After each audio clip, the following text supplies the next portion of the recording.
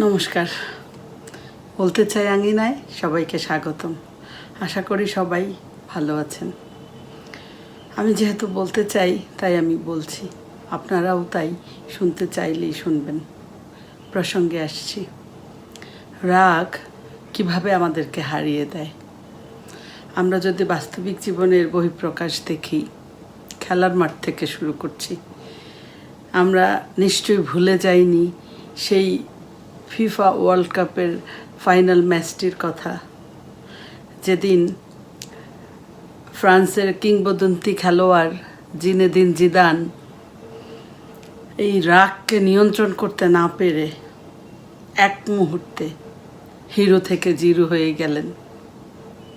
মাত্র কয়েক মিনিটের ব্যবধানে পুরো দৃশ্যপট কেমন পাল্টে গেল।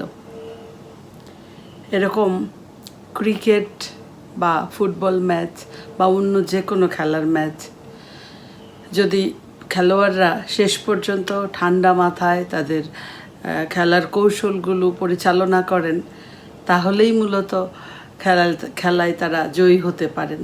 দাবা খেলায় যেমন খেলোয়াড়ের তীক্ষ্ণ বুদ্ধিমত্তার সাথে শেষ পর্যন্ত যিনি মাথা ঠান্ডা রাখতে পারেন তিনিই জয়ী হন। আমরা দেখেছি সারা বিশ্বে কত বড় বড় শাসক ধ্বংস হয়ে গেছেন এই অনিয়ন্ত্রিত রাগের কারণে। কত সাম্রাজ্য ধুলোয় মিশে গেছে আমরা দেখেছি। ছোট্ট পরিসরের কথা যদি আমরা চিন্তা করি, আমাদের পরিবার বা আমাদের পরিমণ্ডলে যে ব্যক্তি খুব রাগী, তার উপস্থিতি আমাদেরকে অস্বস্তিতে ফেলে দেয়। আমরা মনে মনে চিন্তা করি যে এই মানুষটা কখন যাবে, এবং ধীরে ধীরে এই মানুষটার সাথে একটা দূরত্ব বাড়তে থাকে।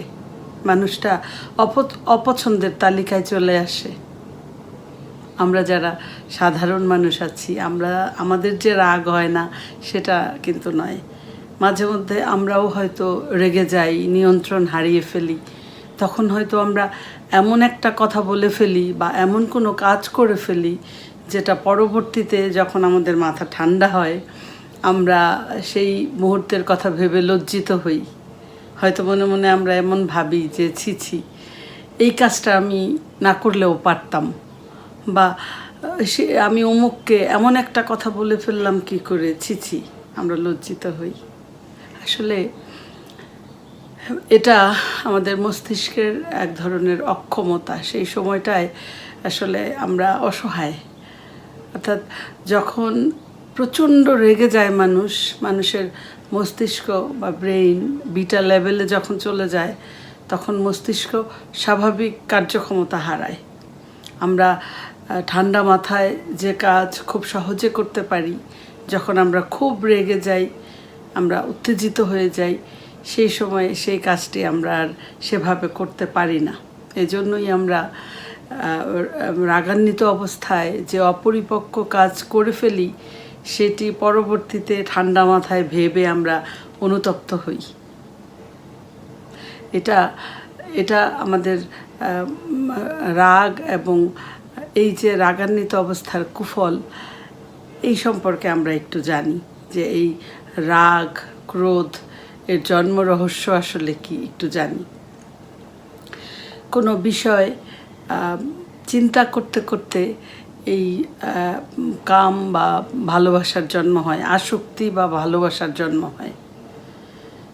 কোনো বিষয়ে চিন্তা করতে করতে আসক্তি বা ভালোবাসার জন্ম হয়, আর এই আসক্তি থেকেই জন্ম হয় সেটি পাবার একটা ইচ্ছা, অর্থাৎ কাম। এবং যখন আমরা এই ইচ্ছা আমাদের ভেতরে প্রবল হয়, তখন আমরা এটি পাওয়ার জন্য ব্যাকুল হয়ে উঠি এবং বিভিন্নভাবে চেষ্টা করি যে কিভাবে এটি আমার হবে, আমি অর্জন করতে পারবো। যখনই আমরা সেটি না পাই বা বাধাগ্রস্ত হই, তখনই আমাদের মধ্যে জন্ম নেয় ক্রোধ বা এই অনিয়ন্ত্রিত রাগ। এবং এটি যদি আমরা তখন নিয়ন্ত্রণ করতে না পারি, তাহলে এই অনিয়ন্ত্রিত রাগ বাড়তে বাড়তে এমন এক পর্যায়ে চলে যায় যখন আমাদের মস্তিষ্ক এই স্বাভাবিক কার্যক্ষমতা হারায়। যখন আমরা বিবেক বুদ্ধি আমাদের লোপ পায়, আমরা স্বাভাবিকভাবে চিন্তা করতে পারি না, আমাদের অর্জিত জ্ঞান এই সব কিছু আমরা ভুলে আমরা আর স্বাভাবিক মানুষ থাকি না, কেমন এক নষ্ট মানুষে পরিণত হই। তাহলে এই রাগ, এই অনিয়ন্ত্রিত রাগ কিভাবে আমরা নিয়ন্ত্রণ করতে পারবো? লোভ, লালসা, কামনা, বাসনা এটা দুষ্পূরণীয়। কখনোই এই লোভকে পূরণ করা সম্ভব নয়। লোভের আগুন বাড়তেই থাকে। আমাদেরকে আমাদের মনের কোনটা লোভ, কোনটা প্রয়োজন, এই মনের ভাষা আমাদের পড়তে জানতে হবে। আমাদের বুঝতে হবে কোনটা লোভ আর কোনটা প্রয়োজন। প্রয়োজন হলো সেটা যেটা আমাদের দৈনন্দিন জীবন পরিচালনার জন্য দরকার, যেটা পাবার নৈতিক অধিকার আমার আছে। আর লোভ হচ্ছে যেটি পাবার নৈতিক অধিকার আমার নেই, যেটি অন্যের, কিন্তু আমি অন্যায়ভাবে সেটি পেতে চাচ্ছি, এটি হচ্ছে লোভ। এই লোভ এবং প্রয়োজন আমাদেরকে চিহ্নিত করতে হবে। আমরা যদি প্রয়োজন পূরণ করতে চাই সেটি সম্ভব, কিন্তু এই লোভ কখনোই পূরণ সম্ভব নয়।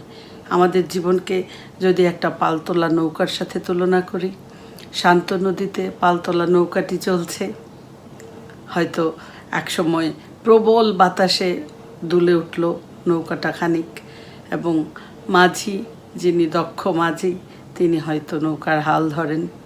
আমাদের জীবনটাও তেমন, যে চলছে শান্তভাবে, হয়তো কখনো পথের বাঁকে এরকম কোনো কিছু দেখে আমরা এরকম লোভ লালসায় পড়ে গেলাম, আমাদের মন চঞ্চল হয়ে উঠল।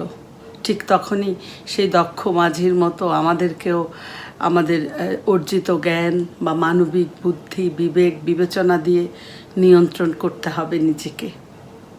আমরা যদি আমাদের এই লোভ লালসাকে নিয়ন্ত্রণ করতে পারি, তাহলেই আমরা নিয়ন্ত্রণ করতে পারবো আমাদের রাগকে, এবং তখন ঠান্ডা মাথায় নেওয়া সকল সিদ্ধান্ত আমাদের জীবনকে করে তুলবে সুন্দর ও অর্থবহ।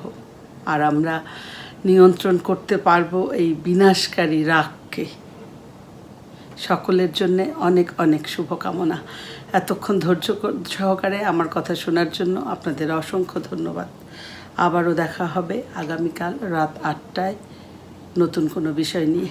ততক্ষণ সবাই ভালো থাকুন, সুস্থ থাকুন। নমস্কার।